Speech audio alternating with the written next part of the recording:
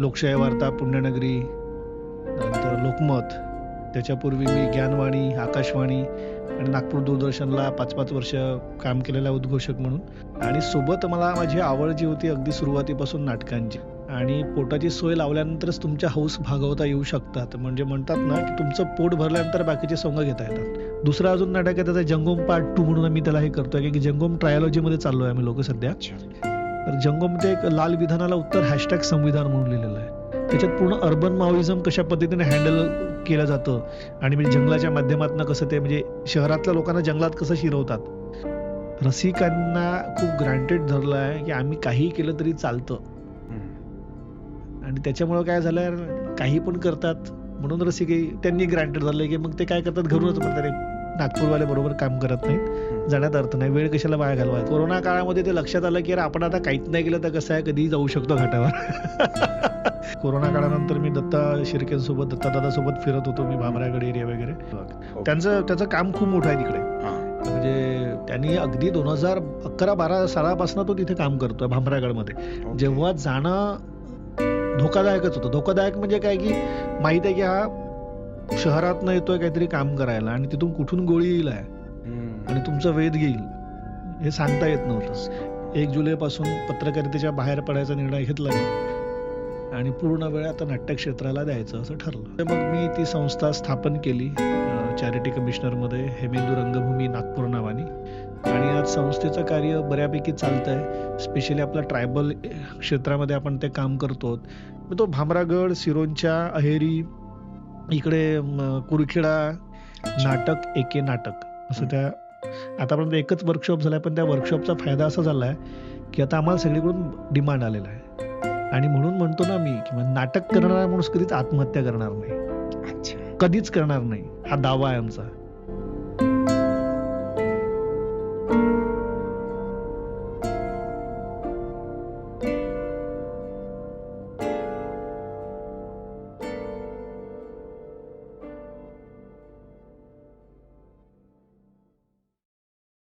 सगळ्यात पहिले आपण सुरुवात करूया एक छोट्याशा इंट्रोडक्शन. मी प्रवीण पांडुरंग खापरे. आरमोरी हे माझं मूळ गाव गडचिरोली जिल्ह्यातलं. आणि नागपुरात माझं शिक्षण झालंय. म्हणजे मास्कॉमपर्यंत शिक्षण झालं नागपूर युनिव्हर्सिटीला. नंतर लोकमतला आता होतो पत्रकारितेमध्ये. म्हणजे मी लोकशाही वार्ता, पुण्यनगरी, नंतर लोकमत. त्याच्यापूर्वी मी ज्ञानवाणी, आकाशवाणी आणि नागपूर दूरदर्शनला 5-5 वर्ष काम केलेला उद्घोषक म्हणून. एक सायमल्टेनियसली सोबतच काम करत होतो मी. हे खूप म्हणजे हेक्टिक शेड्यूल बनवून ठेवलं होतं स्वतःचंच. म्हणजे व्यस्त राहायची सवय होती. खूप सारं ओव्हरलॅपिंग. ओव्हरलॅपिंग होत होतं आणि करत होतो, मुद्दाम करायचो पण आवडायचं ते करायला. हं. कारण की मला भटकायचं नव्हतं इकडे-तिकडे. हं. आणि सोबत मला माझी आवड जी होती अगदी सुरुवातीपासून नाटकांची. म्हणजे ॲक्चुअली तो वारसाही आहे घराचा. म्हणजे माझ्या दोन्ही आजोबांकडनं तो आलेला आहे. दोन्ही कुटुंबाकडनं म्हणजे वडिलांकडूनही आलेला आहे आणि आईकडूनही आलेला आहे. आणि कलाक्षेत्र अगदी रक्तात असल्यामुळे ते सुरू ठेवायचं होतं. पण पोट भरण्याचा प्रश्न होता. कारण की शहरात म्हणा किंवा कुठेही तुम्हाला पोट भरायचं असतं तर पहिले पोटाची सोय लावून ठेवावी लागते. आणि पोटाची सोय लावल्यानंतरच तुमच्या हौस भागवता येऊ शकतात. म्हणजे म्हणतात ना, की तुमचं पोट भरल्यानंतर बाकीचे सोंग घेता येतात. तर तसं ते म्हणून नोकरीला प्राधान्य दिलं. पण सोबत मी याला कुठेच तडजोड केली नाही. बरं. आणि हळू करता आज इथे आहे. आता स्वतःची म्हणजे काय, की आम्ही मित्रमंडळीच आहोत, की आम्हाला एक संस्था स्थापन करायची होती. कुठल्याही संस्थेत जायचं नव्हतं मुळात कदाचित. म्हणजे कदाचित काय कधीच जायचं नव्हतं. पण आमचा एक मित्र आहे, रुपेश पवार. अ, प्रसिद्ध रंगकर्मी आणि महाराष्ट्रात त्याच्याच नावानंच नागपूरची रंगभूमी ओळखली जाते. म्हणजे असं मी तरी मानतो. बाकीच्यांचं मला नाही माहिती. होऊ शकते तो दावा करणं चुकीचं होईल आपलं. पण तो खूप मागे लागला होता, की "तू खूप काम करतोय, पण कधी फ्रंटमध्ये येत नाहीस." हं. म्हटलं, "मला फ्रंटला यायला कधी आवडत नाही. मुळात स्वभाव नसल्यामुळे फ्रंटला यायचा." पण त्याच्या आग्रहामुळे मग मी ती संस्था स्थापन केली चॅरिटी कमिशनरमध्ये, हेमेंदू रंगभूमी नागपूर नावानी. आणि आज संस्थेचं कार्य बऱ्यापैकी चालतंय. स्पेशली आपल्या ट्रायबल क्षेत्रामध्ये आपण ते काम करतो. म्हणजे म्हणतात ना, ते एक कुहे का मेंढक म्हणजे विहिरीतला बेडूक हं. हा जोपर्यंत बाहेर पडणार नाही, तळ्यात येणार नाही, तळ्यातून समुद्रात जाणार नाही, तोपर्यंत जग किती मोठं आहे, हे कळणार नाही. आम्ही उलटं काम करतोय. अच्छा. आम्ही समुद्रातनं आम्ही चाललोय त्या विहिरीकडे जिथे ते बेडकं लपलेले आहेत. ज्यांना माहीतच नाही की विश्व काय आहे ते. हो. तर त्यांना बाहेर काढण्याचं, त्यांना तराशण्याचं काम करतो आहोत. अगदी सुरुवात बेसिक लेव्हलवर आहे. अजूनही खूप ब्युटिफुल थॉट. हं. थँक तर ते ते आम्ही ते करतो आहोत सध्या आणि आता हळू-हळू एक वर्कशॉप झाला त्या वर्कशॉपने एक 5-6 मुलं आम्ही आणलेत मेनस्ट्रीममध्ये. आता आणखीन पुढे घेऊन जाणार आहोत. तर या हेमेंदू अंतर्गत तुम्ही काय काम करताय?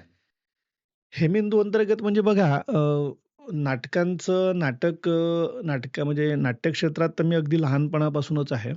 हं, जनसंघर्ष समिती आहे दत्ता शिर्के. हं. दत्ता शिर्के म्हणजे मी त्याला दत्तादादाच म्हणतो. अगदी कॉलेजच्या ह्याच्यापासून वयानं मोठाही होता आणि कामानेही मोठा होता. हं, आणि अजूनही आहे म्हणजे तो त्याच्यासोबत म्हणजे सोबत खूप आधीपासूनच जुळलो होतो. पण मी आधीच म्हटल्याप्रमाणे, की मला फ्रंटला यायला कधीच आवडत नव्हतं. हं, एक तर प्रोफेशन म्हणा, व्यस्तता म्हणा आणि बाकीच्या जबाबदाऱ्या याच्यामुळं. हं. पण मग कोरोना काळामध्ये ते लक्षात आलं, की यार आपण आता काहीच नाही केलं तर कसं आहे कधीही जाऊ शकतो घाटावर. म्हणजे ती स्थिती अशी होती आपण जी पाहिली हां. त्या काळामध्ये हो. आणि पत्रकार असल्यामुळे घाटावर जाणं, घाटावर त्या पडलेल्या बॉडीज रांगेत लागलेल्या म्हणजे अंत्यसंस्कारासाठी रांगेत लागलेल्या बॉडीज पाहून तुम्ही अजून काय विचार करू शकता? म्हणजे काहीच हे नाहीये. नुसता धूर-धूर आणि कुणीच नातेवाईक नाही. अशा वेळेला विचार केला, की आता खूप झालं. आता काय आयुष्य खूप छोटं आहे. कामं खूप मोठे करायचे आहेत. आपल्या हाताने किती होणार आहे ते माहीत नाही. पण मला जेवढं काही करता येईल, जेवढं काही योगदान देता येईल म्हणून मग दादासोबत म्हटलं, "चला आता फ्रंटला येतो दादा," म्हटलं मी. हं. दादासोबत जायला लागलो. भामरागड पहिल्यांदा पाहिलं. तर कोरोना एक टर्निंग पॉइंट होता. कोरोना टर्निंग पॉइंट म्हणजे माझ्या मते सगळ्यांच्याच आयुष्यातला आहे तो. म्हणजे कोरोना ज्यांनी बघितला, अनुभवला, त्यांच्या प्रत्येकाच्या आयुष्यामध्ये कोरोना तो म्हणतो ना बिफोर बिफोर कोरोना कोरोना, आणि आफ्टर आफ्टर कोरोना जे असतात तसं ते आहे. नंतर विसरलो आता सगळ्यांनाच विसर पडलाय त्या एरियाचा कोरोना. म्हणजे तो म्हणजे त्या काळाचा तर त्यावेळेला सुरू होती. पत्रकारितेचा किती अनुभव आहे? मी पत्रकारितेमध्ये आधी सांगितल्याप्रमाणे जसं मला एक 18 वर्षाचा टोटल अनुभव आहे. 6 म्हणजे वर्ष. 2007 पासनं 6 पासनं सॉरी 6-7 पासनं मी या क्षेत्रात आहे. आधी केबल याच्यातनं केलं आणि सोबत मग ज्ञानवाणीमध्ये उद्घोषक होतो.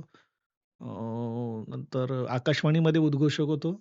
सोबत तिथे न्यूज रीडरही होतो मी. अच्छा. त्यांना म्हणजे माझा आवाज खूप आवडायचा त्यांना. आता माहीत नाही कसा आवाज आहे. पण ते ते म्हणायचे, की न्यूज आयटमसाठी खूप चांगला आवाज आहे. अगदी सहज पोहोचतो लोकांच्या कानापर्यंत. म्हणून मग ते मला ते घ्यायचे. तर मी तिथे ज्ञानवाणी आणि आकाशवाणीला सलग 5 वर्ष काम केलं सोबत. तर पत्रकारितेत तेव्हा मी होतो एंट्री कशी झाली? पत्रकारितेत एंट्री म्हणजे माझ्या वडिलाला स्वप्न होतं वडिलांचं, की माझा मुलगा टीव्हीवर दिसावा म्हणून. अच्छा. अगदी ते छोटं स्वप्न इंटरेस्टिंग. होतं आणि तो काळ जो विचार केला मोबाईलचा काळ नव्हता हां, आपला. हां. आपण एकाच काळातले होते. तर तो तेव्हा मोबाईल जस्ट आले होते आणि त्यांना टीव्हीचं खूप हे होतं. केबलही खूप कमी होतं. खूप लोकांकडे खूप कमी होतं ते. आता तर सगळीकडे झालेलं आहे. तर तेव्हा त्यांची इच्छा खूप होती. आपला काही टार्गेट नव्हताच ना. अगदी खेड्यापाड्यातून आलेले माणसं आपण. हं, तर त्यात टार्गेट म्हणजे काय पोट भरणं हाच होता. कारण की एक नोकरी मिळावी. हं, अगदी सोफिस्टिकेटेड फॅमिली, सांस्कृतिक जे संकुचित फॅमिली जे म्हणतो आपण हं, कुटुंब, त्या घराण्यातला मी. हं. त्याच्यात नोकरी आणि घर एवढंच स्वप्न आधी राहायचं. त्यामुळे मग नोकरी आणि मग त्यांना टीव्हीवर बघण्याचं स्वप्न होतं माझं. म्हटलं चला आपण काहीतरी करू. मग त्यांच्या इच्छेखातरच मी पत्रकारितेचं शिक्षण घ्यायला लागलो. त्याच वेळेला अनुभव म्हणून मी राष्ट्रीय स्वयंसेवक संघाचा विस्तारक निघालो. मी म्हणजे घर सोडून 1 वर्ष बाहेर होतो. हो. हां, अगदी जे म्हणतात ना भिक्षुकी मादुकली मागतात तशा पद्धतीचं ते काम होतं. आणि वर्षभर घराच्या बाहेर होतो. हं. म्हणजे एक समाजात राहून समाजातले अनुभव घ्यायचे, लोकं कसे राहतात, कसे जगतात आणि मग संध्याकाळ झाली की त्यांच्याच घरी जाऊन जेवण करायचं. ज्यांनी जेवण दिलं त्यांनी जेवण ओके, नाहीतर मग रात्री उपाशी झोपायचं. अगदी असं ते होतं. नंतर हळू तो एक रॅपो वाढत गेला, लोकं ओळखायला लागलेत आणि मग ते ते तर झालं. तो 1 वर्षभराचा हे होता तो. ते सोबत शिक्षण सुरू होतं आणि मग तिथून मग लगेच एंट्री मिळाली केबलमध्ये. केबलमधून मग लगेच आमचे सचिन काटे सर होते पुण्यनगरीचे. तिथे त्यांचा फोन आला, की "खाली आहेस का तू?" म्हटलं, "हो." पत्रकारितेत यायची इच्छा आहे का मेन स्ट्रीममध्ये? म्हणलं, "हो." मग उद्यापासून ये. आणि मग मी ते आय थिंक 8 की 9 तारखेपासून जॉइन झालो 2008. मग सुरू झाला तो प्रवास लेखनाचा. तिथून मग बऱ्यापैकी मग इकडे आलो. मग लोकशाहीमध्ये आल्यानंतर मला तिथून तराशण्याचं काम केलं श्याम पेठकरांनी. हं, हं. आणि सगळ्यात महत्त्वाचं म्हणजे मी ज्यांना नेहमी किल्लर आजोबा म्हणत असतो नेहमी. म्हणजे तेव्हाही म्हणायचो, आताही म्हणतो. लक्ष्मण त्र्यंबक जोशी यांच्यासारख्या संपादकांच्या हाती काम करण्याची न्यूजपेपरमध्ये. न्यूजपेपरमध्ये लोकशाही वार्ताला हं, म्हणजे आपले शैलेश पांडे सर होते, जे आता तरुण भारतचे संपादक आहेत. हं. श्याम पेठकर सर जे आता मेनस्ट्रीममध्ये सिनेमा वगैरे लिहितात ते आता. अच्छा. त्यांनी पत्रकारिता सोडलेली आहे. स्वर्गीय अविनाश पांडे यांनी मला मोठं करण्यात मोठ्या-मोठ्या लोकांसोबत हां. काम करायला मिळालं. यांनी खूप म्हणजे ॲक्चुअली ते आता नाही आहेत. पण त्यांनी खूप मोठं करण्याचा प्रयत्न केला आणि केलं आणि त्यांनी हं. म्हणजे जे काही माझं पत्रकारितेत नाव आहे, ते त्याचं सगळ्यात जास्त योगदान जर जातं, तर ते अविनाश पांडेंना. ते आज नाही आहेत. अच्छा. नंतर कॅन्सरने गेलेत ते. नंतर मग अभिजित लिखिते दादा आहे, जो आता तरुण भारतला आहे. हं. ह्या लोकांनी घडवलं म्हणजे मी लिहायचं कसं, अक्षरं कसे पकडायचेत, हं. अ, संवेदना कशा शोधायच्यात वगैरे, वगैरे. आपण स्वतःही स्टेबल राहून ह्या लोकांनी खूप हे केलं मला त्यांनी. नंतर जानभोर सर लोकमतचे यांनी ओढून घेतलं. पुण्यनगरीचे रमेश कुलकर्णी सर यांनी खूप म्हणजे विश्वास खूप होता. ब्लाइंड विश्वास त्यांनी ठेवला माझ्यावर आणि मी तो जपला. मग त्यांच्या आता तो सुटल्यानंतर किंवा ते त्या क्षेत्राच्या बाहेर पडल्यानंतर मग मी थोडा पोरका झालो. हं. पण ते होतं ना, त्यांनी जे घडवलं तिथून आज स्वतःचं एक बाहेर निघालो आता स्वतः, की बुवा आता स्वतःचं काहीतरी करावं असं ठरवलं होतं.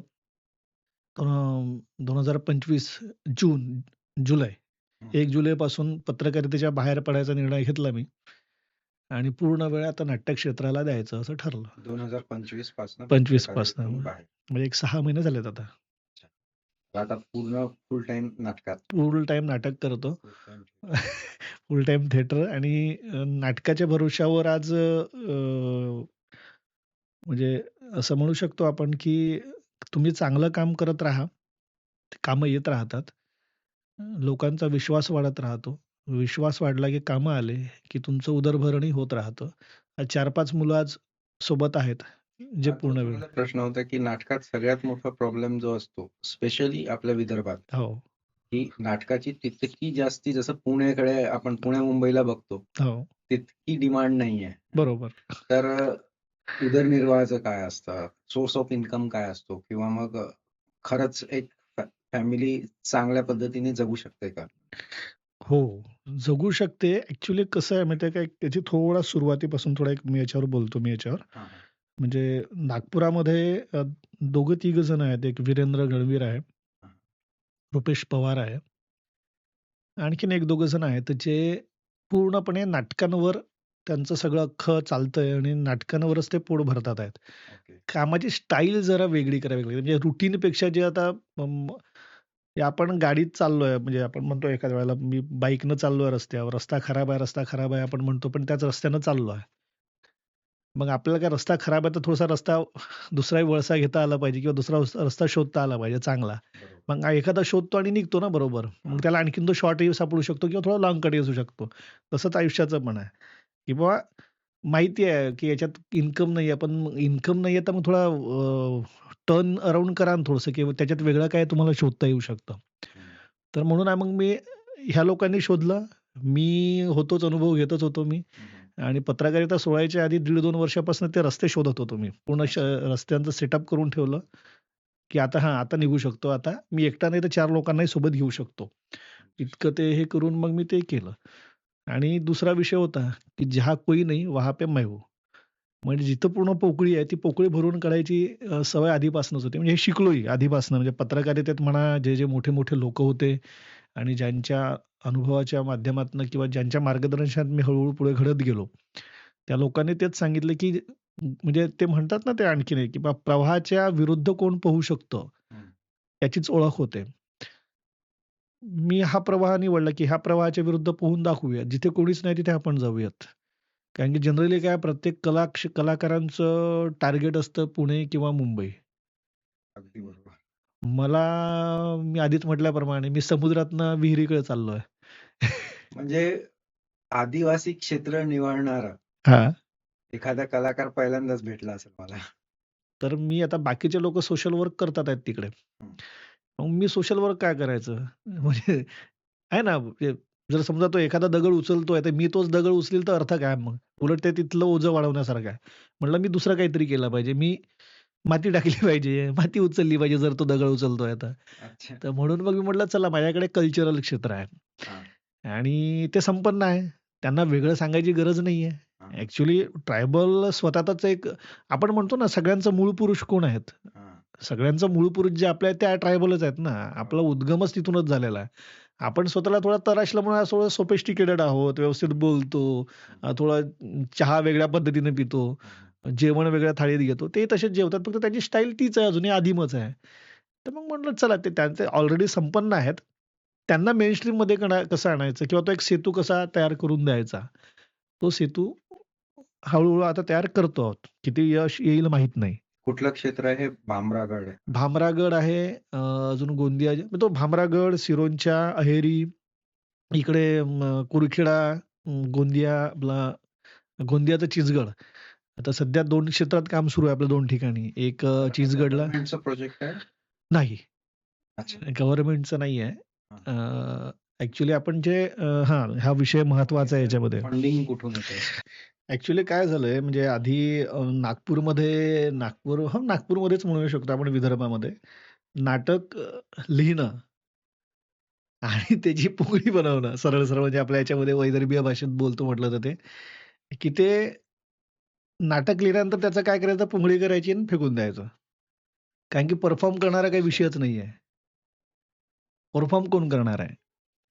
कारण की प्रत्येक जण म्हणजे सगळ्या दिग्दर्शकांचा जो विषय असतो तो मोठे लेखक कोण आहेत, मोठे हे आहेत त्यांचंच ते निवडलं जातं किंवा जे मेन स्ट्रीममध्ये आहेत. तर मग ते नाटक लिहिल्यानंतर करायचं काय त्या नाटकाचं? तर कारण की परफॉर्म होत नाही तर ते कचऱ्याच्या डब्यातच जाणार आहे. हं, अर्थातच आपण कचऱ्याच्या डब्यात टाकणार नाही, हं. पण त्याचा उपयोग तसा पाहिला तर तो कचऱ्यासारखाच आहे. कारण की त्याचा उपयोगच काही नाही.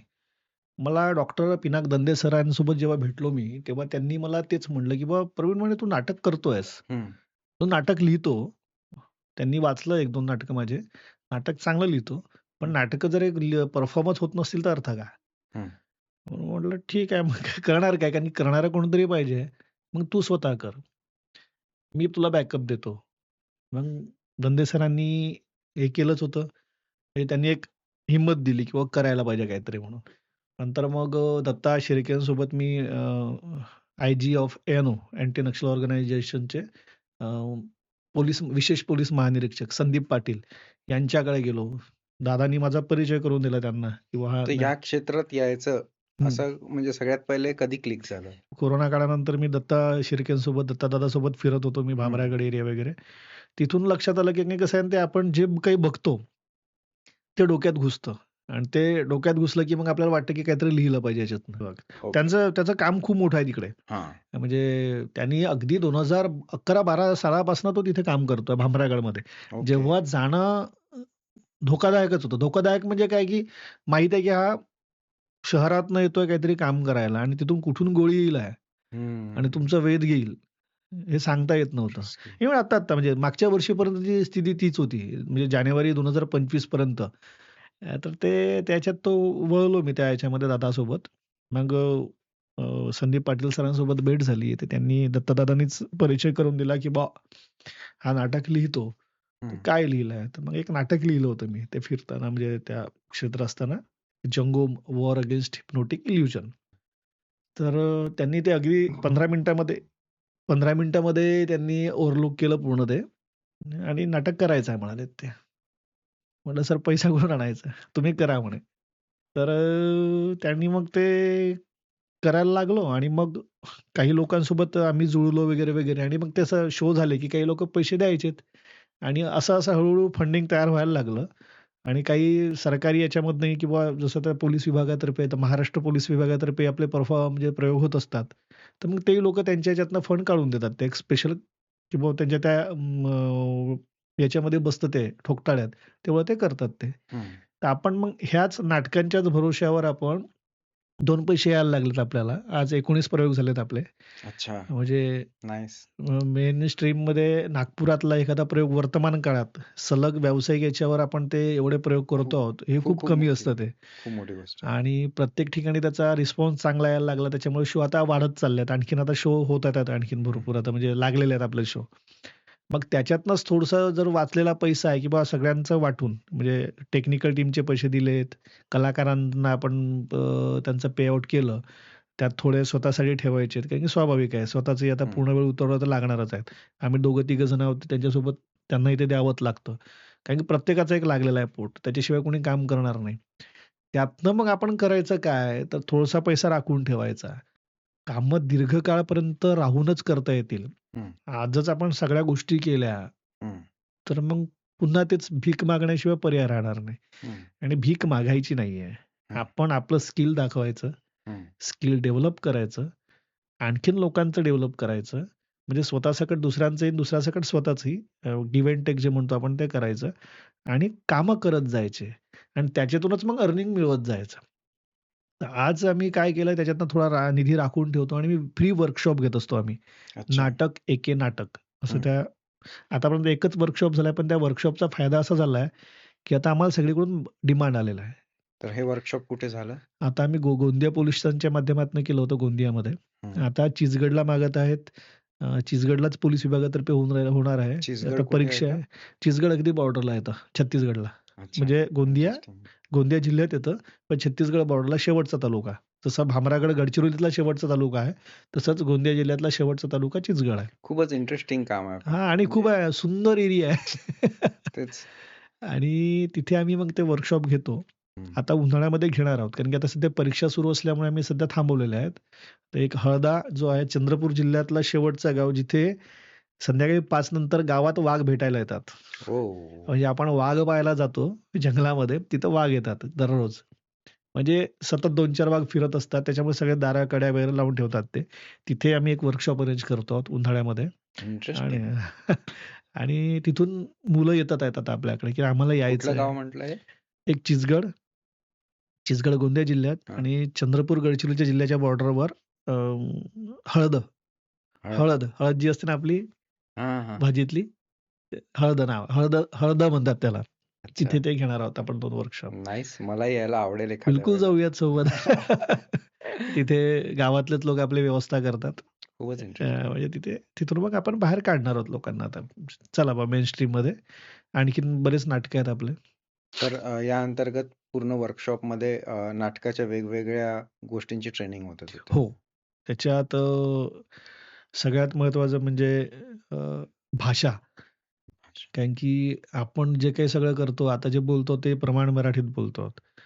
पण म्हणतात ना, एक दर 10 कोसानंतर हं, मराठीची भाषा बदलते. भाषा मीन्स लहेजा बदलतो. हं, त्याचा स्वर बदलतात आपल्याकडे.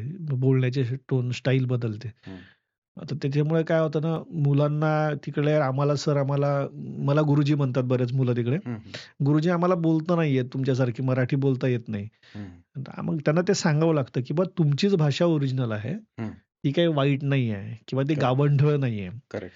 हा भ्रम आहे. हं, आपण आपण स्वतःच निर्माण केलेला. कारण की आपण आपला आत्मविश्वास गमावला भाषेसंदर्भात. हं, त्याच्यामुळे आपल्याला वाटतं, की तो प्रमाण भाषेतला जो आहे तो शुद्ध बोलतो आहे हं, हं, आणि त्याच्यासमोर आपण कसं बोलायचं? हं, तुम्ही कॉन्फिडेंटली आपल्या भाषेत बोला. हं. त्याला आपल्या भाषेत बोलू द्या. कारण की भाषा भाषाच आहे ना. So beautiful. कारण की पुण्यामध्ये नाटक जास्त उत्कर्ष झालं नाटकांचं हं. किंवा मुंबईमध्ये फिल्म सिटी झाली. त्याच्यामुळे स्वाभाविक आहे की ती भाषा फिल्ममध्ये प्रमाणित झाली. प्रमाणित झाली सगळीकडे.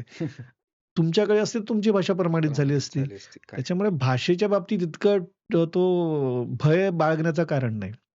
आपली भाषा आहे. हं, आपल्या भाषेला डेव्हलप करा. मग त्यांना मकरंद अनासपुरेचं उदाहरण देत असतो किंवा मेन स्ट्रीममध्ये राहूनही मकरंद अनासपुरे का बरं हायलाइट होतात? हं, त्यांच्या वेगळ्या स्टाईलमुळे बोलण्याच्या. हं, त्यांनी आपली भाषा नाही सोडलेली किंवा आपला भारत गणेशपुरे आहेत हं. अमरावतीचे. हो, ते आजही आपल्या वैदर्भीय म्हणजे त्या भाषेमध्येच बोलतात ते. हो. तर ओळख आपण आहोत, आपली भाषा आहे. हं. त्याला विसरू नका आणि आता आता सगळं खूप जनरलाईज झालेलं आहे. आता हे आपण बघतो म्हणजे हिंदी असो की मराठी असो. आता ह्याच भाषेत बोलला पाहिजे असा कलाकार नाही राहिलेला जो एक आता. 10 वर्षापूर्वी जो होता, हां. तसा नाही राहिलेला आता. आता जनरलाइज झालेलं आहे. आता जनरलाइज सगळी ही भाषा आपलीच आहे, ही भाषा आपलीच आहे आणि प्रत्येकाला वाटतं, की नाही बुवा आता आम्हाला आमच्या आहेत त्या सगळ्या भाषा. लोकं अवेअर झालेले आहेत, अवेअर झाले. एक्सेप्टन्स वाढलेला आहे हां. थोडा. तर किती नाटकं लिहिली असतील आतापर्यंत? एक 10-12 नाटकं लिहून झालेत. म्हणजे नाटक म्हणजे असं एक लिहायचं म्हणून लिहत नाही माणूस. हं. सुचला एखादा विषय तर लिहत राहायचं, असं राहतं. जसं आता म्हणजे एक बऱ्याचदा म्हटलं होतं मला प्रफुल्ल माटेगावकर दादा म्हटला होता मधात, की "बा तुझा जॉनर काय आहे?" हं. म्हटलं, "जॉनर काय आहे हे मला नाही सांगता येणार." पण मग तोच म्हणाला, "तुझं जॉनर म्हणे पॅट्रिऑटिझम आहे." म्हणलं, "हो, तू बोलू शकतोस." म्हणजे पॅट्रिऑटिझम आहे. ॲक्चुअली काय आहे ना, म्हणजे मी नाटक जे लिहितो, हं. ते नाटक जबरदस्ती लिहून नाही होणार. बरोबर. ते नाटक मनात यावं लागतं आणि त्यासाठी एखादा विषय सापडावा लागतो. जसं आता मधात मी एक माझं सगळ्यात जास्त आवडलेलं नाटक जर कोणतं असेल, तर ते व्ही आहे. कुठलं? V, V. विनायकाचा व्ही. अच्छा. हां, ते सावरकरांच्या चरित्रावर नाहीये. सावरकरांच्या विचारांवर असलेलं नाटक आहे ते आणि खूप डेप्थ आहे. म्हणजे मलाही आज कळत नाही, मी जेव्हा पुन्हा ते घेतो स्क्रिप्ट हातामध्ये, हं. तेव्हा हे स्क्रिप्ट खरंच मी लिहिली का? म्हणजे मलाच स्वतःवर शंका यायला लागते. आणि ज्यांनी ते बघितलंय नाटक, त्यांना त्यांना ते नाटक खूप आवडलं आणि ते आजही विचारतात. पण समस्या अशी आहे, की आपण ते नाटक करावं, तर ते पुन्हा खर्च खूप येतो म्हणून मी ते करत नाही. अच्छा. आणि ते नाटक स्वप्नातच आल्यासारखं आहे. म्हणजे ते दररोज पहिला अंक त्याचा मी 15 दिवसात लिहिला होता हां, आणि हां. दुसरा अंक लिहायला मला 1.5 वर्ष लागलेत. ओह! म्हणजे ते असं असतं ते वेळ लागते. ती प्रोसेस असते, की तुम्हाला ते यावं लागतं. म्हणजे मी आजही म्हणतो, की ते नाटक मला स्वप्नात लिहिल्यासारखं आहे, की मी ते लिहिलं नाही, मला स्वप्नात आलेलं नाटक आहे ते. आणि बाकीचे हे नाटकं आहेत. जसं आता एक मी म्हणजे विषयाचं कसं आहे, मधात एक सरासर नाटक लिहिलेलं होतं, जे सत्य घटनेवरच आहे. नंतर 2 ब्रेकअपच्या वाटेवर आणि मनचिंब झाले 2 लव्ह स्टोरीज आहेत. सरडा हे नाटक अच्छा, लव्ह स्टोरी पण लिहिलेली आहे. लव्ह स्टोरी पण आहे. म्हणजे अच्छा. हां, म्हणजे मी म्हणतात ना, की तुझा पॅट्रिऑटिझम म्हणलं जॉनर नाही सांगू शकत, हां, हां. पण लिहिलेले आहेत. म्हणजे अच्छा. जेव्हा-जेव्हा, जे वाटलं, की बाबा मला हे विषय ह्या विषयावर मला खुणावतात ह्या विषय. हं. जसा ब्रेकअपच्या वाटेवर त्याच्यात स्टोरीज आहेत, लव्ह स्टोरीज आहेत. अच्छा. एक स्टोरी नाही 6-7 स्टोरीज आहेत. त्या ओके. स्टोरीचा कोलाज केलेला आहे आणि लव्ह स्टोरी म्हणजे वेगळं काय असतंय? तुम्ही अनुभवलेला तो सारखाच आहे. माणसं बदलतात, भावना त्याच आहेत ना हं, आणि आलटून-पालटून पाहिलं तर जवळपास स्टोरी सारख्याच असतात. शब्द हं. केवळ फक्त तुमचे असतात ते. मनचिंब झाले एक एकांक आहे. सरळा नाटक आहे. सरळा नाटकात आम्ही सरड्या विषयाचा जो एक मनात टॅबू आहे, काही विशिष्ट समाजामध्ये की त्याला मारतात. हं, हं. याला मारलं म्हणजे आम्हाला खूप पुण्य मिळतं वगैरे, वगैरे अट्रम-सट्रम. त्याच्यावर मग म्हणून ते लहानपणापासून बघत होतो. अच्छा. कारण की घराजवळ पूर्ण शेत होतं, इथं हं, नागपूरमध्ये. म्हणजे हं. तेव्हा काहीच नव्हतं इकडे, जे आता बरोबर. म्हणजे इथं आता पूर्ण भरलेलं आहे. हं, तर तिथे ते मुलं यायचे काही हं, आणि सरड्याला मारायचे. तर हं, आम्ही लहान तेही होते आणि मीही होतो. म्हणलं हं, काय चलो आपण पण चला त्यांच्या मागे-मागे. हं. पण त्यांना जेव्हा विचारलं तर काय शिवाजी महाराज को इन्होंने रास्ता दिखाया था हं. और हमारे अफजल खान को इन्होंने मारा था. इसकी वजह से मारे गए. ओह! म्हटलं साला हा काय मूर्खपणा आहे. आता शिवाजी महाराजाचं नाव घेतल्यामुळे ते ऊर भरून आला. हा अच्छा. कळलं त्या मुलांना. म्हणलं याच्यानंतर सरळ्यांना मारायचं नाही. मग ते लहानपणाचं जे आहे ना, ते प्रत्येक वेळेला बघत, बघत, बघत ते आता 7-8 हो 8 एक वर्षापूर्वी अं, ते लिहिलं गेलं नाटक माझ्या हातातून. मग कारण की ते राहिलं. मग त्याच्यासाठी संदर्भ घेतलं. खूपच, खूपच वेगळा विषय आहे. खूप म्हणजे खूपच वेगळा विषय आहे तो. म्हणजे महाभारतापासून संदर्भ काढला त्याचा. अरे बाप! म्हणजे सरड्या तुम्ही मारता ना सरड्यांना? हं, हं, सरड्यांना तुम्ही मारल्यानंतर तुमचं काय होईल आहे ते बघा. मग हं, महाभारतातनं भीष्माचं उदाहरण घेतलं. हं, नंतर मग अबू अल बक्र इकडे त्यांचं उदाहरण घेतलं. म्हणजे असा पूर्ण इतिहास घेऊन मग ते वर्तमानात सरडे काय विचार करतात. आणि सरडे मग ते पूर्ण रंगवटी करून कलाकारांना सरडे उतरवलेत पूर्ण. ॲक्चुअल सरडे म्हणजे कदाचित असं आपण दावा नाही करू शकत, पण ते पूर्ण ॲनिमल ड्रामा आहे पूर्ण तो. त्याचे कमर्शियल त्याचे प्रयोग 6-7 झाले. प्रयोग झालेले आहेत आणि जिथे-जिथे झाले तिथे सगळ्यांनी त्याचं हे केलेलं आहे. पण एकांक आहे. एकांक कमर्शियल होत नाही जनरली. अच्छा, ते जनरली स्पर्धेमध्ये किंवा स्पेशल शो म्हणून जर झाले तर ते होतात ते. पण अच्छा. आता ते मला पुन्हा रिलॉन्च करायची इच्छा आहे. कारण की ते सरडा हा विषय पुन्हा आला पाहिजे. एक तो विषय घेतलेला.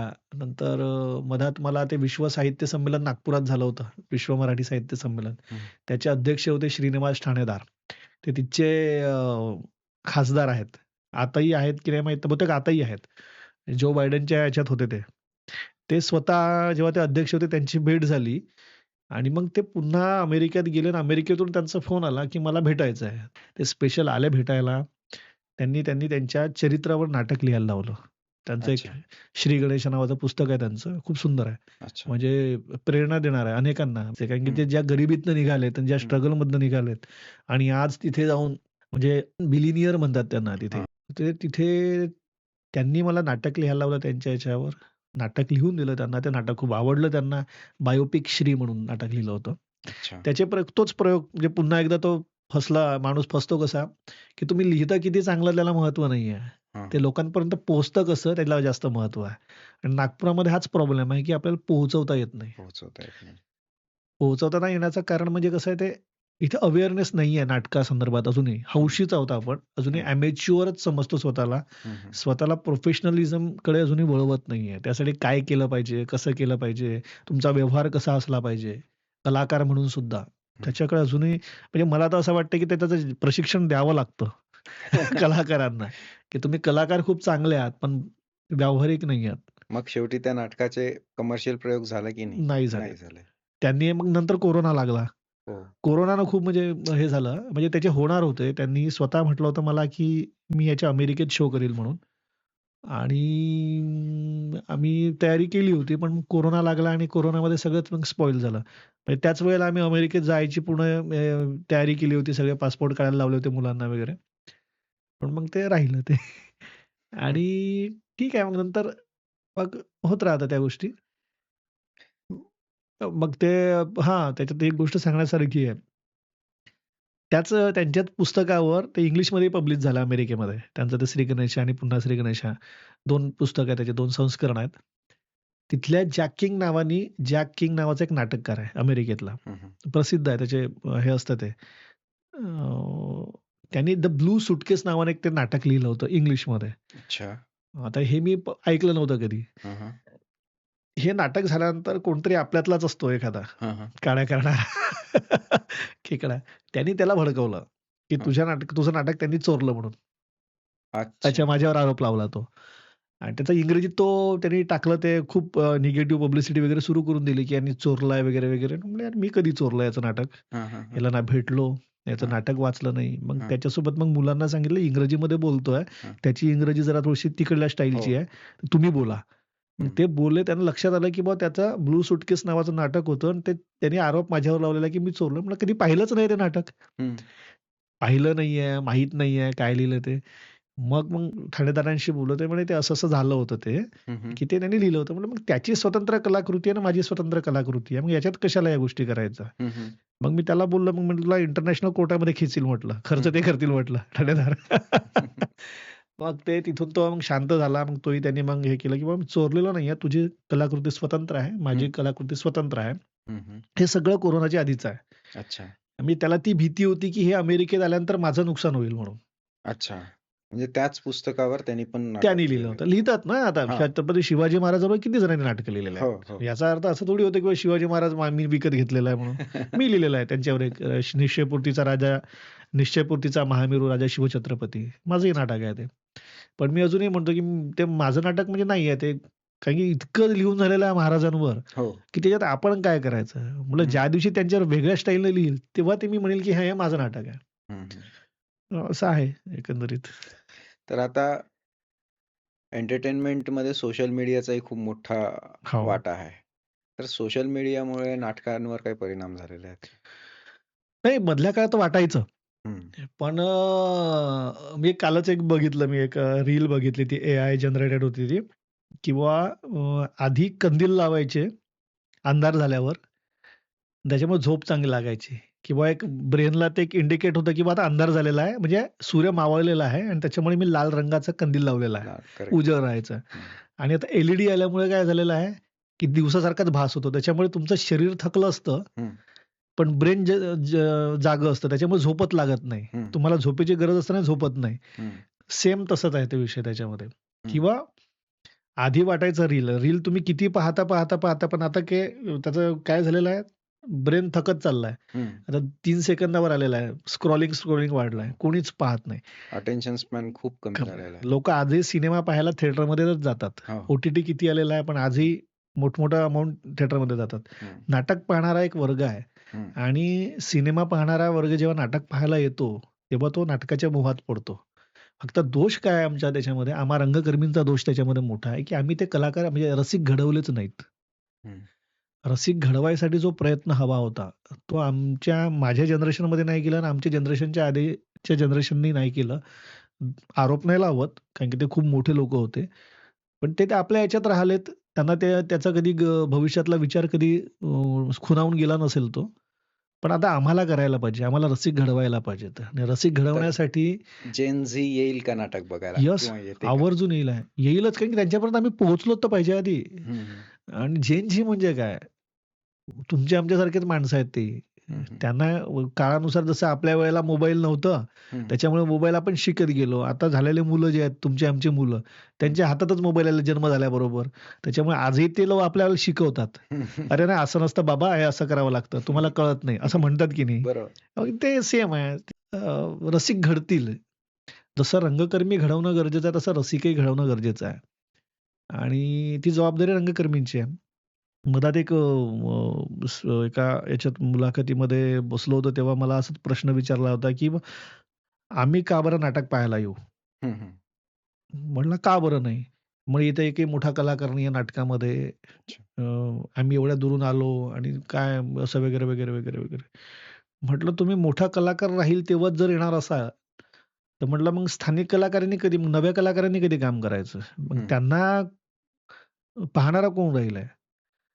तर तुम्हाला यावं लागेल आणि त्यांना प्रोत्साहन द्यावं लागेल. हां, तुम्ही शिव्या द्या वाटल्यास. हं. आवडलं तर कौतुक करा, नाही आवडलं तर शिव्या द्या. तो अधिकार तुमचा आहे. पण तुम्ही जर असं म्हणत असलं, की मोठा कलाकार राहील तेव्हाच जर आम्ही येऊ, तर मग तुम्ही स्वतःही रंगभूमीचं नुकसान करतात रसिक म्हणून. तर जसं रसिक घडवायचं तुम्ही जसं म्हटलं, तर रसिक घडवायचा म्हणजे काय नक्की करायचं? रसिक घडवायचं म्हणजे काय किंवा म्हणजे सिनेमा कसं दादासाहेब फाळकेंनी सुरुवातीला सिनेमा आणला, मूकपट आणलं. हं, किती वेडे होते ते आपण हरिश्चंद्राच्या फॅक्टरीमध्ये पाहिलेलं हं, आपण ते. नंतर त्यांनी सादर केलं, लोकांना दाखवलं, हं, वा हे असतं. एकाला आवडलं, दोघांना आवडलं, हं, तिघांना आवडलं. हं, मग लोकं ते सांगत गेलेत, की या 4 हे चांगलं करतात. असा तो सिनेमा बनत आज सिनेमा आज हे झालेला आहे, इंडस्ट्री उभी झालेली आहे. हं, नाटकाचंही तसंच आहे. म्हणजे मी जेव्हा जिथे आम्ही आता तालीम करतो नाटकाची, तिथे आम्ही सगळं तालीम करायचो वगैरे, वगैरे आणि एक दर महिन्यामध्ये एकांकिका वगैरे सादर करायचे. काही दोघा-तिघांना बोलवायचं आम्ही, की चला परफॉर्म करा. त्यानंतर रिप्लाय काय असं होते माहिती आहे का माझे, त्या लोकांचे, "इतकं सुंदर केलं आहे म्हणे, आम्ही हे नाटक म्हणे आम्ही टीव्हीवर पाहिले आहेत म्हणे असे." हं, म्हटलं नाटक हे टीव्हीवर पाहण्याची कला नाहीये. हं. नाटक हे लाईव्ह पाहण्याचं, थिएटरमध्ये जाऊन पाहायचं कला आहे. तर आम्हाला माहीतच नाही म्हणे. कुठे होतात, काय होतात. अच्छा. म्हटलं ठीक आहे ना, आम्ही सांगू. अवेअरनेसच नाही. हं. हं, आता ते काय करतायत, आता ते विचारतात, "अरे कधी करणार आहात परफॉर्म? कधी करणार आहात परफॉर्म?" हं, घडवला ना परफॉर्म म्हणजे रसिक आम्ही. हं. ॲक्चुअली त्यांना माहीतच नव्हतं ना. बरोबर. कसं आहे जसं आपण त्या ह्याच्यामध्येच आहोत, की लोकांना सगळं माहिती आहे. जसं तुम्ही जर मुंबई, पुण्याला गेलेत, तिथला न्यूजपेपर कधी बघितला, हां, तर ती एक पुरवणी पूर्ण नाटकाच्या ॲडनी भरलेली असते. बरोबर, आपल्याकडे एखाद्या वेळेला वर्षातनं एखाद्या वेळेला एखादी ॲड दिसते नाटकाची, बरोबर, कमर्शियल नाटकाची. बरोबर. आपल्याकडे म्हणजे लिहिलंही जात नाही ना. म्हणजे मी स्वतः माध्यम प्रतिनिधी होतो, म्हणजे मी हां. पत्रकार होतो.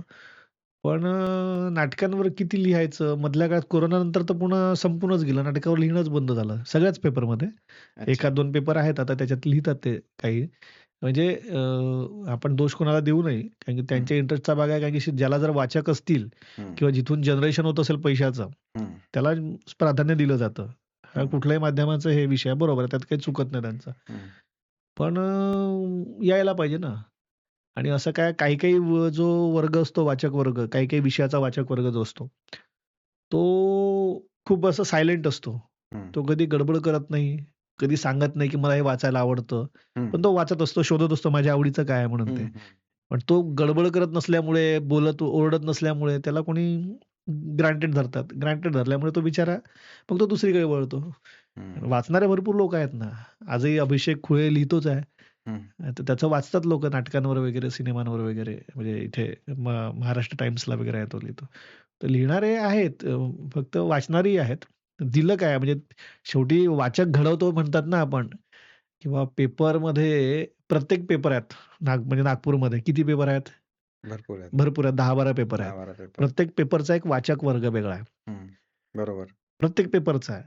म्हणजे काही लोकांना तो पेपर आवडत नाही, काही लोकांना तो पेपर आवडत नाही. बरोबर. आणि काही लोकांना त्या पेपरशिवाय उतरतही नाही बरोबर. किंवा चहा पिताना पेपर पाहिजेच पाहिजे. पाहिजेच पाहिजे. तर ते वाचक घडवलेले आहेत ना.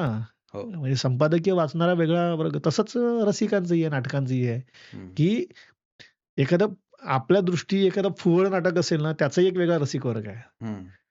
आणि एकदम हाय लेव्हल इंटेलेक्चुअल असेल त्याचा एक रसिक वर्ग वेगळा आहे. एखादा कॉमेडी विनोदी नाटक असेल त्याचा एक रसिक वर्ग वेगळा आहे. एखादा थ्रिलर असेल त्याचा एक रसिक वर्ग वेगळा आहे. एकंदर तुम्ही दिलं ना, पण एक नाटक म्हणून सध्या जर पाहिलं ना, तर नाटक जर चांगलं केलं आम्ही, त्याचा सगळे पूर्ण रसिक एकसाथ येतात. हं. कारण की खूप कमी होतात.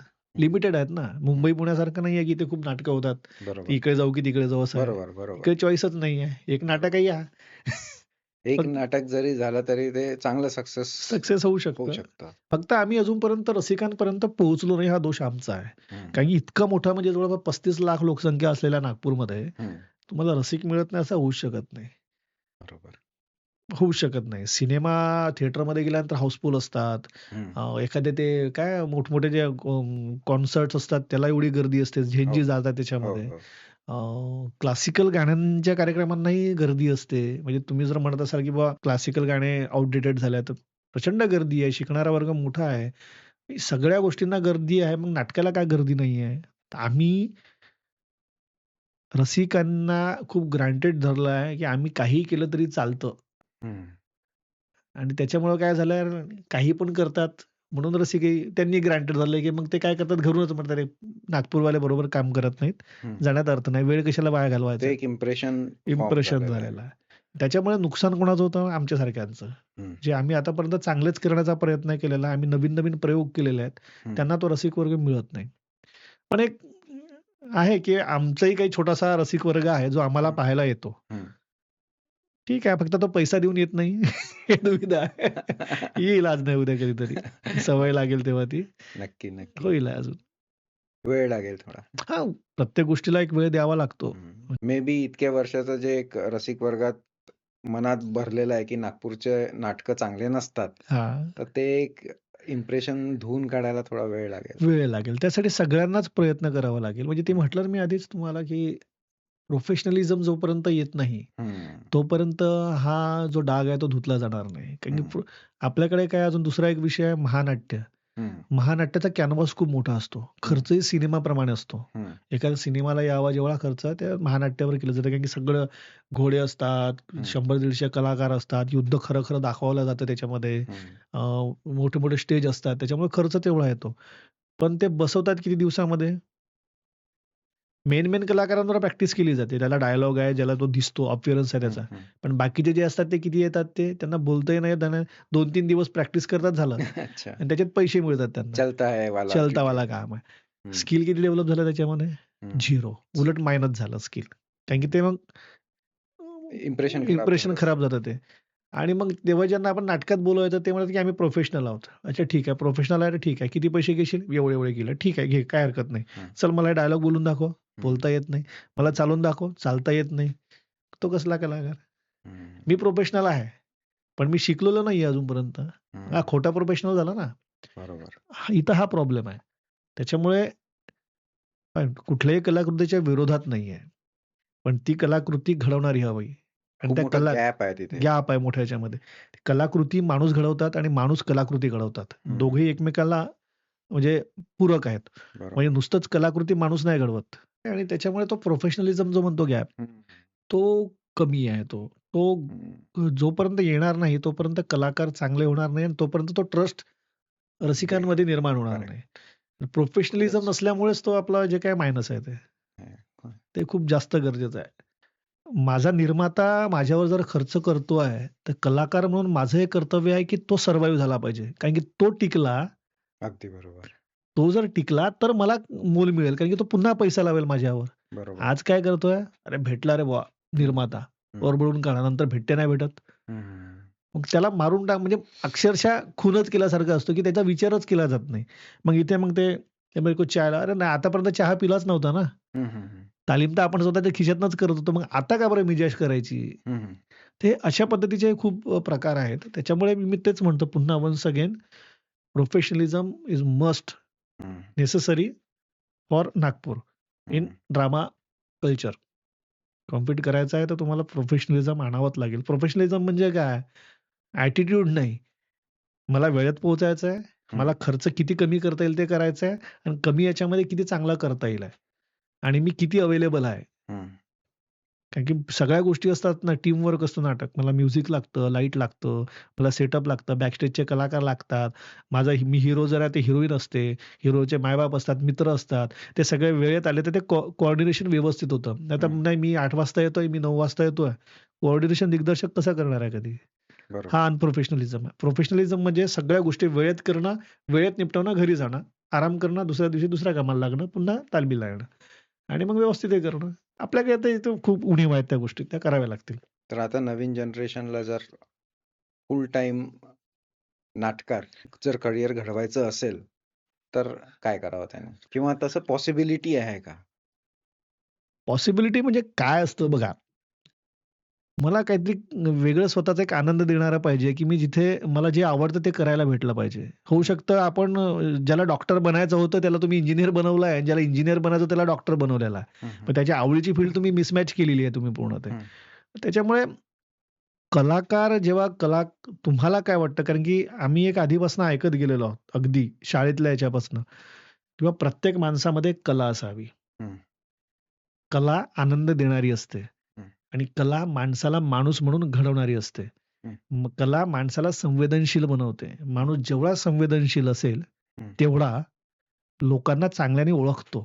चांगलं त्यांच्यासोबत कसं वागायचं त्याला कळतं. आणि नाटक, कला म्हणतोय, नाटक सगळ्या कलांचा एक जो कुंभ आहे, ते हं. म्हणजे नाटक असतं. यात गाणं येतं, संगीत येतं, बरोबर. चित्रकला येतं, सगळंच आहे त्याच्यामध्ये. हं, तर म्हणजे नाटक काय करतं, तर नाटक हे माणसाला जगायचं कसं हे सांगतं. हं. आणि म्हणून म्हणतो ना मी, की मग नाटक करणारा माणूस कधीच आत्महत्या करणार नाही. अच्छा. कधीच करणार नाही. हा दावा आहे आमचा. कारण की नाटकामध्ये इतकं समर्पण जर तुम्ही केलं, एक साधना आहे. हं, म्हणजे मी माझ्याकडे येणाऱ्या मुलांना सांगतो, की नाटक हे साधना आहे. हं, त्यात अध्यात्म आहे. हं, तुम्ही त्याला साधना म्हणूनच जगा. ज्या दिवशी तुम्ही नाटकाकडे साधना म्हणून बघाल, त्या दिवशी ते रिफ्लेक्शन इतकं राहील त्याचं मोठं, की ते तुम्ही विचारही करणार नाही, की तुम्हाला ते काय देत आहे म्हणून. इतकं काही भरभरून देईल, तुम्ही स्वप्नातही कधी विचार केला नव्हतं. फक्त तुम्हाला आधी समर्पण द्यावं लागेल. साधना म्हणून त्याचा विचार करावा लागेल. तुम्ही जर आजपासूनच म्हटलं, की नाही मला पैसा मिळत असेल, तर मग ते समर्पण नाहीये. ती साधना नाहीये. ते एक टेक्निकल, रोबोटिक काहीतरी गोष्टी आहेत त्या गोष्टी. मग बरोबर. ते ते देणार नाही, ठीक आहे. बऱ्याच बऱ्याच लोकांचं नाटक म्हणजे पिक्चरमध्ये काम करण्याची पहिली पायरी. पहिली पायरी म्हणली जाते. तर त्या दृष्टिकोनातूनही बरेच लोकं हं. अ, बरेच लोकं गेलेले आहेत आणि आत्महत्या ॲक्चुअली केलेल्या आहेत. हं, आम्ही संशोधन आहे नागपुरातल्या दोघं-तिघं आहेत, की नाही हं, नाटकातला माणूस आत्महत्या कसा करू शकतो? हं, हं, शक्यच नाहीये. हं, की तो नाटक सोडून तो नाटकाकडे त्या भलत्याच मग तुम्ही जे सांगितलं आता, हं, की नाटकाला सिनेमाची पहिली पायरी म्हणतो. हं, तिथं गेल्यानंतर काय-काय करावं लागतं काय माहिती आहे का तुम्हाला? हं, मलाही नाही माहिती. पण हं, जेवढं काय ऐकतोय लोकांकडून तेवढंच माहिती आहे तिथच्या लोकांची मित्रमंडळी आहेत ते. हं, हं. मग इतकं गेल्यानंतर तुम्हाला जर ते सहन होणार नसेल किंवा तुम्हाला ते सर्व्हाईव्ह करता येत नसेल, हं, तर मग तुम्ही कशाला हे करता ना? हं. आत्महत्या करणार आहेत. नागपुरातले दोघं-तिघं जण आहेत. सोबतलं पाहिलेत मी, की तिथे जाऊन आत्महत्या केली. त्यांना ते जमलं नाही. सुसाईड. आणि ती दुःखद घटना होती अगदी. म्हटलं काल परवाच बोललो आणि आज माहीत पडलं की त्याने आत्महत्या केलेली आहे. म्हणजे हे नको व्हायला ना. म्हणून नाटकाकडे साधना बघा, साधना म्हणून या तुम्ही. नाटक तुम्हाला भरपूर काही देते. म्हणजे ते जस्ट लाइक गरुड पुराण किंवा अनुशासन पर्वातलं एक हे आहे महाभारतातलं, की काय यादृश्यम तादृश्य काहीतरी जातं ते श्लोक आठवत नाही मला ते. पण त्याच्यात एक तुम्ही जसं बीज बोवाल, तसं त्याचं रिफ्लेक्शन येणार आहे. म्हणजे पाप कराल, तर 4 पटीनं पाप तुम्हाला भोगावे लागतील. म्हणजे हं, त्याचं सहन करावं लागेल. पुण्य कराल, तर 10 पटीनं तुम्हाला त्याचं पुण्याचं फळ मिळेल. सेम तसंच आहे. नाटकाकडे साधना म्हणून बघा. नाटक तुम्हाला भरपूर काही देईल. विचारच करू शकणार नाही. आणि सगळ्या कलांचा संगम आहे ना नाटक. बरोबर. त्या दृष्टिकोनातून बघायला पाहिजे. त्याच्यामुळे नाटकात करियर आहे, नाही आहे, याचा शोध तुम्हाला घ्यायचा आहे. कारण की नाटकाकडे तुम्ही कशा पद्धतीने येता त्याच्यावर ते डिपेंड करतं. हं. म्हणून म्हणजे नाटक किंवा कला ही कुठलंच करिअरचं माध्यम नाहीये. ते साधनेचं माध्यम आहे. हे हं. लक्षात ठेवा. आणि तुम्ही आपल्या इतर पोटापाण्याचा विचार करताना, हं. त्याची तडजोड करताना किंवा त्याची तजवीज करताना नाटकाकडे किंवा कलेकडे, मी हं. नाटक नाही, मी सगळ्या कलेचं म्हणतो. हं. कलेकडे एक साधना म्हणून एक या, की एक मला आनंद देणारी काहीतरी कला माझ्याजवळ आहे. आणि बरोबर. तुम्ही तेवढंच समर्पण भावनेनं जेवढा वेळ देता येईल तेवढं करा. हं. उद्या तेच तुम्हाला काहीतरी देतं ना. अनेक कलाकार आहेत ना, म्हणजे हं. वेगवेगळं काहीतरी करता त्यांना कलेनं एवढं कधीतरी म्हणजे बोलवलेलं आहे, हं. की त्यांना ते सोडावं लागलं आणि हं. पूर्ण वेळ कलेत म्हणजे गुंतलेत ते. तर ते समर्पण होतं म्हणून त्यांना कलेनं पुन्हा बोलावलं आपल्याकडे. बरोबर. ज्यांना नव्हतं ते अजूनही तेच करतात आहेत किंवा काय नुसतं कलेकडे जे गेले ते परतही आलेले आहेत. सोडावं लागलं त्यांना आणि पोटापाण्याचं करावं लागलेलं आहे. ते समर्पण वृत्तीनं कला बाळगा, म्हणजे तुम्हाला सगळं काही देतं ते. स्वतःच बोलवते कला. आता इतकी नाटकं लिहून झालीत, तर नाटक लिहिताना सगळ्यात महत्त्वाची गोष्ट काय वाटतं तुम्हाला? नाटक लिहिताना बघा, म्हणजे आतापर्यंत मी बघितलं, मी थोडासा डेप्थ म्हणजे कदाचित माहीत नाही हे बोलणं योग्य होईल की नाही. पण मी थोडा खूप जास्त खोल विचार करणारा व्यक्ती आहे. हं. म्हणजे बऱ्याचदा काय होतं, की बोलता मी कधी-कधी ट्रान्समध्ये चालला जातो, तर समोरचा व्यक्ती, "अरे काय हं. झालं? काय करतोय?" हं. मलाही कळत नाही मी काय असं. ते कधी-कधी एखाद्या विचारात चालला जातो अगदी. बरोबर. तर जसं वी नाटक सांगितलं तुम्हाला, ते हं. इतक्या ह्याच्यातनं डेप्थमध्ये लिहिलेलं आहे, ते आजही विश्वास बसत नाही, की ते मी लिहिलेलं आहे ते. पण माझं एक हे आहे, मी म्हणजे ठरवलेलं आहे, की बुवा लव्ह स्टोरी अनेकांनी लिहिलेल्या आहेत, हं. लिहितात आहेत. सोशल विषय अनेक जण घेतात. अजूनही हं. लिहितात आहेत सगळेजण.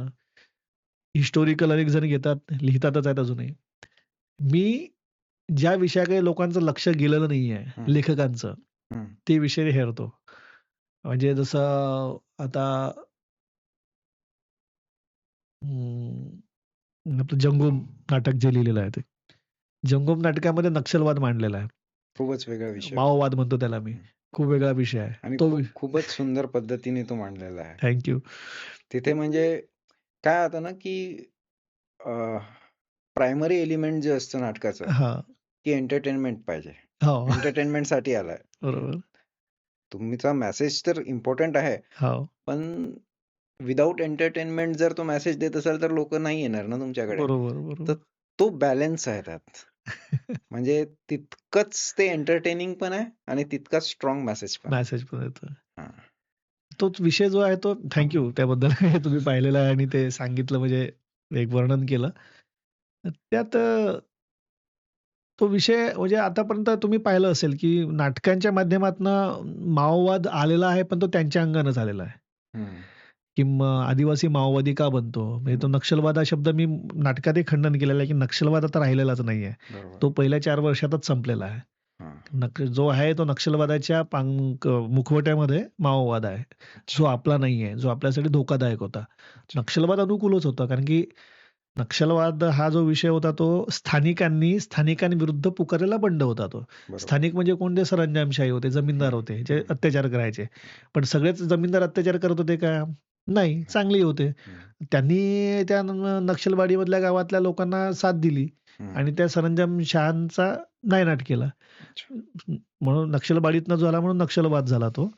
आणि नंतर ते शांत झाले कारण की त्यांचं साध्य झालं. हं. त्यांचा जो उठाव होता तो. अच्छा. त्यानंतर काय झालं? त्यानंतर माओवाद्यांनी यांना जे याच्यातलेही काही जे असतात ना, हं. म्हणजे प्रत्येक समाजामध्ये आणि प्रत्येक देशामध्ये प्रत्येकच माणसं चांगले नसतात किंवा प्रत्येकच माणसं वाईट नसतात. बरोबर. अगदी बरोबर. काहीतरी उपद्रवी असतात. हां. नक्षलवादल्यामधल्या उपद्रवींना ह्या लोकांनी हातात घेतलं आणि नक्षलवाद्यांचं नाव घेत सगळ्या भारतभर पसरण्याचा प्रयत्न केला. हं. स्थानिकांनाच हे करायला लागलेत ते लोकं. प्रश्न असा आहे, की आतापर्यंत तो विषय मांडला नव्हता. जो विषय आपण आपल्या नाटकात मांडला. त्याच्या आधी फक्त बस्तर सिनेमा येऊन गेला. हं. त्याच्या आधी सिनेमामध्ये कोणतं ते एक traffic jam in Buddha in traffic jam अच्छा. हे 2 सिनेमे येऊन गेलेत. जिथं नक्षलवाद आणि अर्बन नक्षलवाद, माओइझम मांडला त्यांनी वेगवेगळ्या पद्धतीनं. पण त्याच्यापेक्षा डिटेलिंग म्हणून काहीतरी लोकांना सहज समजेल कसं, हं. लोकांचं हे तर मग आपण ते जंगम नाटक हे केलं, की बुवा याच्यामध्ये ते पूर्ण ट्रॅक अशा ह्याच्यातनं आणलं, की त्यांना ते लक्षात क्लिक होतं. हं. सत्य घटना आहे त्याच्यात. हं. म्हणजे एक वीरबाबूराव शर्माकेंचा इतिहास घेतला अल्प त्याच्यामध्ये हं. आणि नंतर वर्तमानातली स्थिती घेतलेली आहे आपण. हं. किंवा त्या घटना सगळ्या सत्य आहेत. ज्या घडलेल्या घटना आहेत. त्या ओके. लोकांशी मी भेटलोय स्वतः. त्या गावात जाऊन आलेलो आहे. आणि दुसरा अंक ते इल्युजन म्हणजे जो इल्युजन आहे, जो भ्रम निर्माण केलेला आहे हं, माओवादिस्ट लोकांनी, हं. तो मोडण्याचा प्रयत्न केलेला आहे त्याच्यामध्ये. तर हा एक वेगळा विषय होता. दुसरा अजून नाटक आहे त्याचा जंगम पार्ट 2 म्हणून मी त्याला हे करतोय, कारण की जंगम ट्रायलॉजीमध्ये चाललोय आम्ही लोकं सध्या. अच्छा. तर जंगममध्ये एक लाल विधानाला उत्तर हॅशटॅग संविधान म्हणून लिहिलेलं आहे.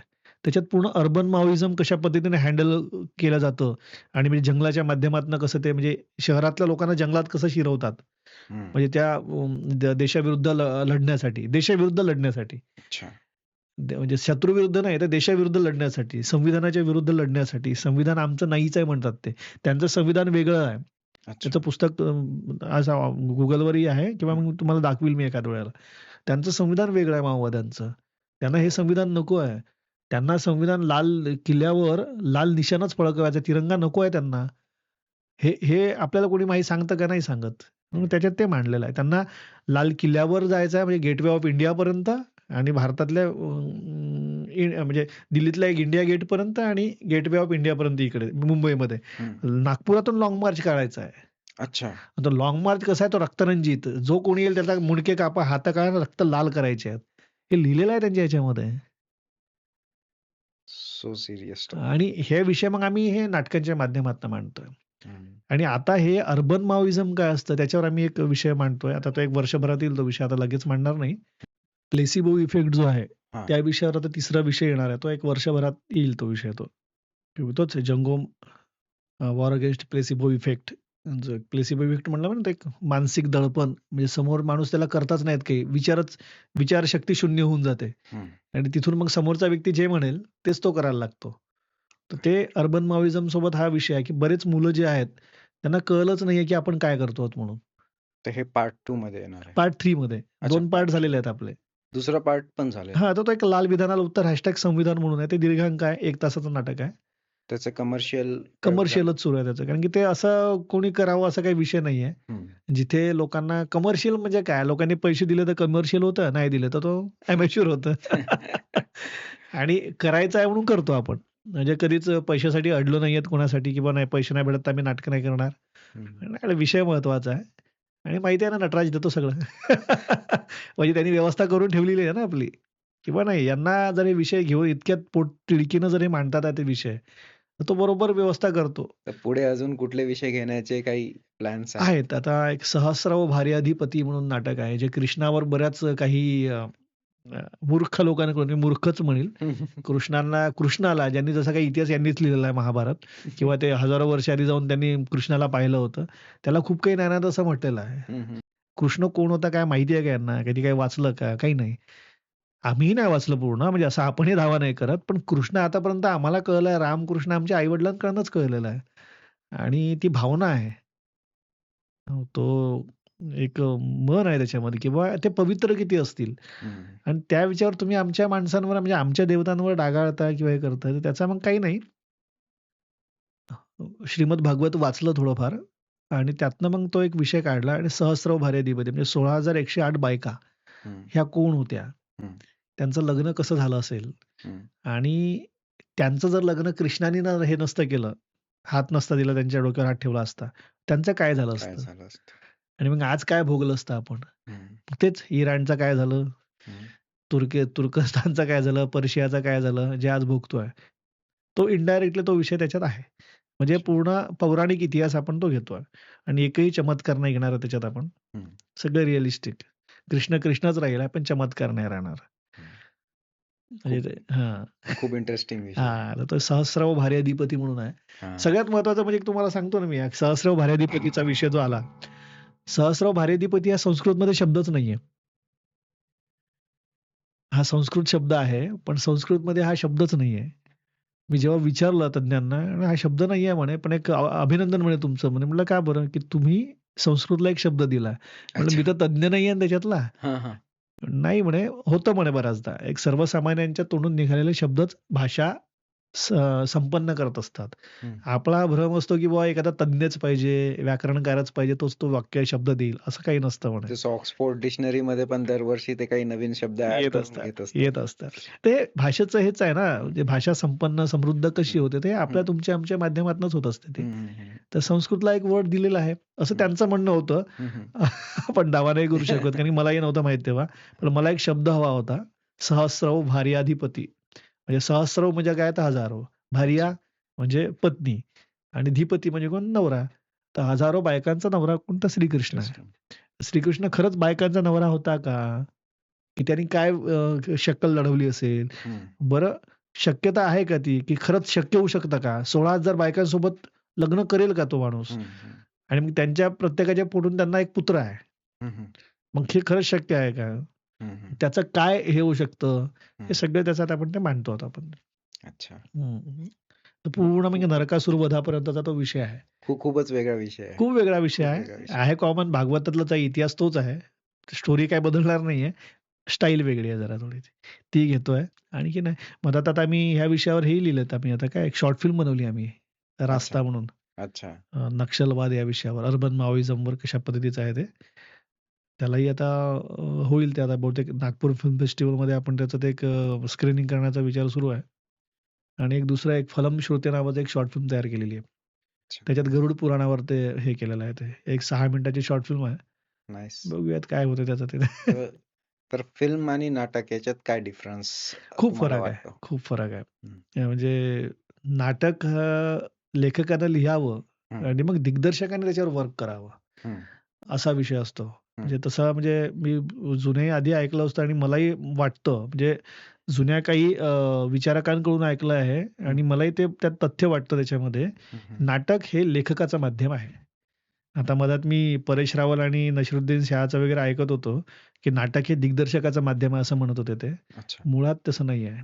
नाटक हे लेखकाचं माध्यम आहे अच्छा. आणि सिनेमा हा दिग्दर्शकाचा माध्यम आहे ओह! आणि सो दोन्ही ब्युटिफुल. माध्यमांमध्ये नट हा एलिमेंट असतो. Beautifully explained. हां. त्याचं कारण असं असतं, की नाटकाचा पूर्ण प्लॉट हा लेखक तयार करत असतो. स्टोरी वगैरे आणि सिनेमाचा पूर्ण प्लॉट हा दिग्दर्शक तयार करत असतो. त्याला जे हवं आहे, त्याला ही स्टोरी हवी आहे, जी काही असेल ते. कारण की लेखकाने लिहिलंही असेल तरी मला याच्यात हे चेंजेस हवे आहेत, हे सगळं तो सांगत असतो. हा फरक आहे. आणि नाटकामध्ये कसं आहे, नाटकात नो रिटेक. तुम्ही महिनाभर, 2 महिने, 3 महिने, वर्षभर तालीम करा. पण जेव्हा लोकांसमोर येतात तेव्हा रिटेक नसतं. जे काही ते चूक आहे ते गेलं ते समोर. म्हणजे ते एक लाईव्ह असतं पूर्ण ते. त्याचा एक थ्रिल वेगळा असतो. आहे पण आपल्यासाठी सोपं जे माध्यम आहे, ते कलाकारांसाठी. कारण की सिनेमा हा खूप खर्चिक माध्यम आहे आणि सिनेमा प्रोसेस खूप रटाळ आहे. आणि त्याचं डिस्ट्रिब्युशन कसं आहे? एकदा सिनेमा झाला की तो पूर्ण ओव्हर ऑल द वर्ल्ड तो डिस्ट्रिब्यूट जातो, होऊ जातो. शकतो. हां. पण नाटकाचं तसं नाहीये ना. तर प्रत्येक कलाकाराला त्याच्या क्षेत्रात काम करण्याची एक संधी मिळते. संधी मिळते त्याला ते आणि होप सो काही सांगता नाही येत. म्हणजे आपण पाहिलं ना आता ते एन-एच-डीमध्ये वगैरे विदेशातली नाटकं येतात ना हो. आणि कलाकार ओळखतात नाटककारांना. म्हणजे रसिक ओळखतात हं, नाटककारांना असं नाहीये. हं, तो तो सुवर्णयुग जो होता, तो मधल्या काळात लोप पावलेला आहे. हं, येईल पुन्हा कधीतरी कारण की सध्या चक्र आहे ते. ते येत राहतं, पुन्हा-पुन्हा होत राहतात त्या गोष्टी. त्याच्यामुळे मरण कशालाच नाहीये. म्हणजे ते होईल पुन्हा ते. झालं. खूप छान कम्युनिकेशन झालं आज आपलं. Thank bus you. शेवटी जाता जाता एक शेवटचा प्रश्न, की तुमच्यासाठी नाटक काय आहे? आणि रसिकांनी तुमच्या नाटकामधनं काय घेऊन जावं असं तुम्हाला वाटतं तुमचं नाटक बघितल्यावर? नाटक माझ्यासाठी साधना आहे. म्हणजे मी आधीच बोललो, मगाशी बोललो. हं, माझ्यासाठी समर्पण आहे आणि मी जेवढ्या समर्पण वृत्तीनं नाटक करील, हं, तेवढंच रिफ्लेक्शन मला मिळेल समर्पणाचं. मला रसिक मिळतातच आणि रसिकांनी काही नाही, रसिकांनी फक्त एंटरटेनमेंटसाठी यावं. हं. कसल्याही प्रबोधनासाठी येऊ नये, कसल्याही गोष्टीसाठी येऊ नये. कारण की रसिकांना अच्छा. एंटरटेनमेंटच आवडतं. बरं. म्हणजे तो ॲनिमल सिनेमा पाहिला, त्याच्यात रक्तरंजित आहे. रक्त पाहायला लोकं गेलेत. लोकांना रक्तात एंटरटेनमेंट दिसतं. त्यात त्यांचा दोष नाही आहे. कारण की त्यांनाही दिवसभराच्या याच्यापासून बाहेर काहीतरी पळायचं असतं आणि वेगळं काहीतरी पाहायचं असतं. हं, त्यांना विनोदही आवडतो, त्यांना हं, ॲक्शन आवडतं, त्यांना काहीही आवडतं, अश्लीलताही आवडते बऱ्याचदा. हं, आपण पाहतोच ना त्यांना ते. तर हे तुम्ही एंटरटेनमेंटसाठी या. तुमचं हं, काम तुम्हाला तुमच्या डोक्याला एंटरटेनमेंट हवा आहे. हं, हं, तो आमचा म्हणजे हे आहे माध्यम आहे, की आम्ही एंटरटेनमेंट देताना तुम्हाला म्हणजे मनोरंजन करताना तुम्हाला काय प्रबोधन देऊ हं, किंवा काय एखादी स्पून फीडिंग देऊन देऊ, हे आमचं काम आहे. हं. तुमचं काम आहे मनोरंजन स्वतः स्वीकारताना तिथून तुम्हाला काय घ्यायचं ते घेऊन जा. पण या पण ट्राय करा. या जर तुम्ही कधी नाटक नसेल बघितलं तर नक्की नक्की या. नेक्स्ट नाटक जे काही लागेल नागपूरला ते एकदा बघून बघा. कारण की रसिक नाटक बघतील तो तर एक आम्ही नाटक करू. जर आमच्या समोर एकही रसिक नसेल, 1, 2, 3 वेळा करू. त्यानंतर रसिकच नाही तर मग आता इथे काय करायचं? मग अशानंच नाटक इथे संपून जाईल. त्याच्यामुळे रसिक आणि कलाकार दोन्ही एकमेकांना पूरक आहेत. बऱ्याच लोकांनी अजून तो एक्सपिरियन्सच नाही घेतलाय थिएटरचा. तो जो लाईव्ह कलाकार काम करतात आहे, ते लाईट्स आणि तो साऊंड, तो जो लाईव्हनेस असतो त्यात, जो लाइटिंगचा इफेक्ट असतो, मुख्य म्हणजे लाइटिंग आणि साऊंडचा साऊंड इफेक्ट, तो खूपच सुंदर असतो. तो आपल्याला थिएटरमध्ये नाही घेता येत. तो नाही. तो तुम्हाला ते प्रत्यक्ष बघूनच घ्यावा लागेल ते. ते त्यातलं एक ब्युटी आहे त्यातली. ब्युटी. ते एक चांगलं आहे ते. चला, खूप खूप खूप छान कम्युनिकेशन झालं आज. Thank you. Thank you very much Praveenji इथे थँक यू. आल्याबद्दल. धन्यवाद. प्रेक्षको, पुन्हा भेटू आपण नेक्स्ट एपिसोडमध्ये. Thank you. धन्यवाद.